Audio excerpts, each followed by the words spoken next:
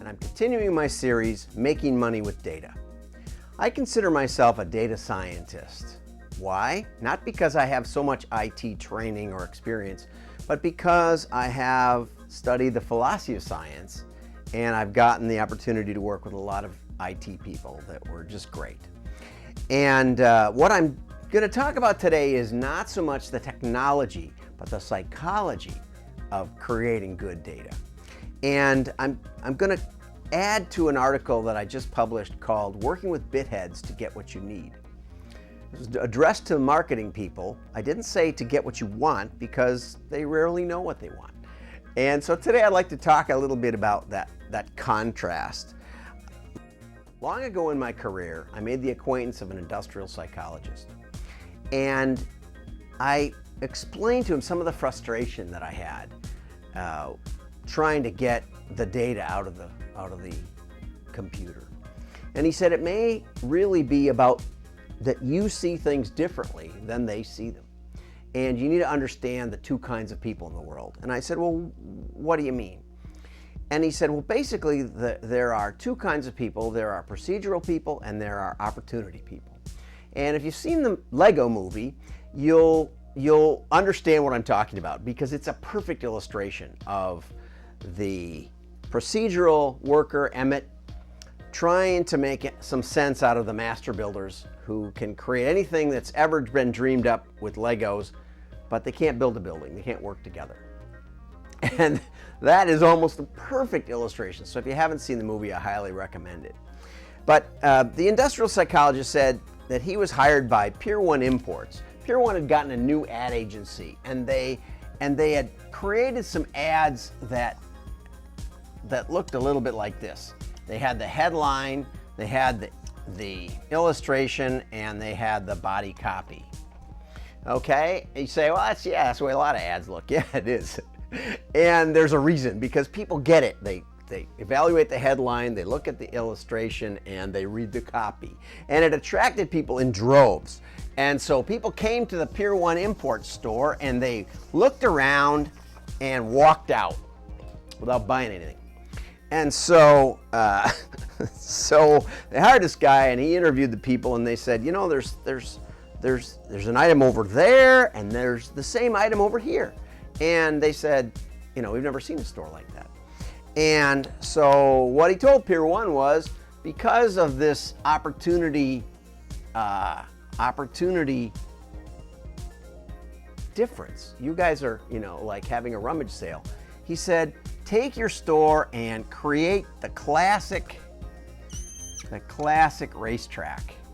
So people come in the door, the items are arranged in basically 4 columns, and you can go around the path and you can be safe and you check out.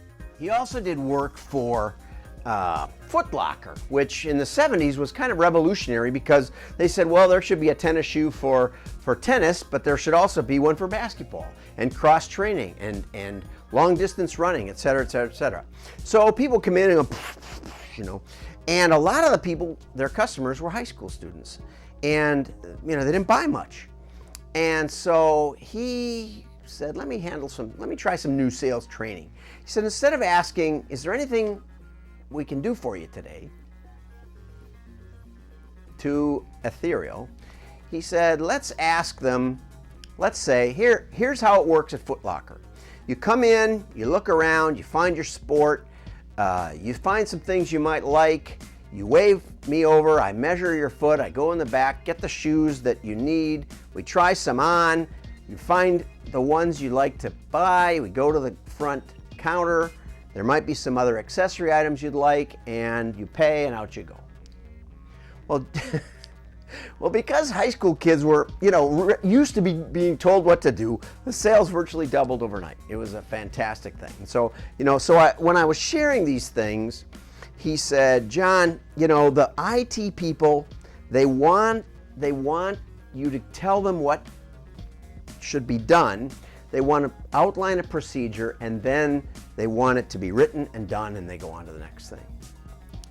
And I said, well, That's kind of like what happens with marketing. I said, what we do is we look at what we've got and we say, well, I see A and I see B and therefore perhaps C.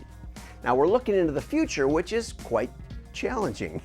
So we never quite know what we want. We're not looking in the rearview mirror. We want to, we're opportunity people. And he said, yes, I know, I understand that. But what happens? I said, well, they say, well, what do you want? Do you want a data warehouse? Do you want a data mart? Do you want a dashboard? Do you want a reporting system? What fields? What files?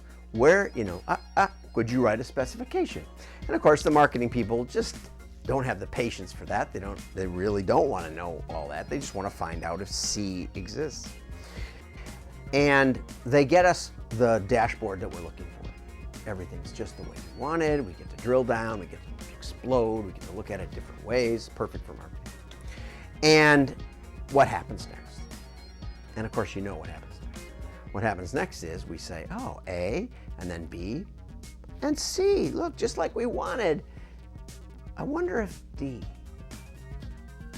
And that is the epistemological challenge.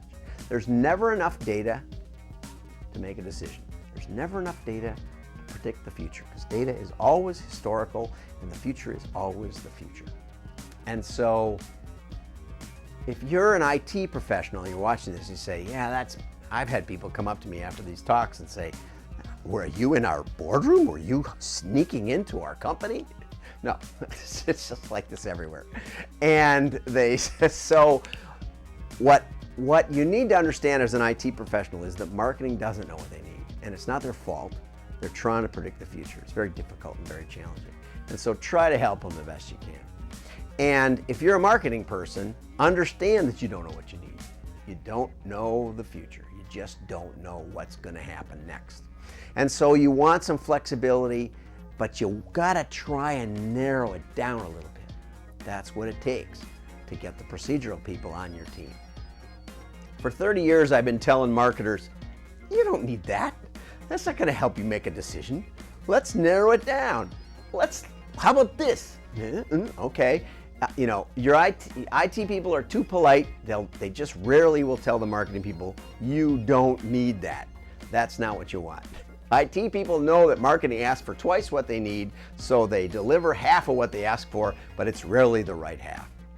And the IT people will say, we're not set up for that. That can't be done. And I'll say, well, how about this? And they'll say, no, it's just impractical. And they say, how about that? And usually what we can do is we can get them to look at the world a few little different ways, and all of a sudden they'll go, oh, that's simple. Certainly we can do that. And so if you'd like some help with the psychology of data and making money with data, feel free to call. Love to take your questions. I always enjoy the feedback I get from these videos. I'm John Miglosh. Have fun with your data.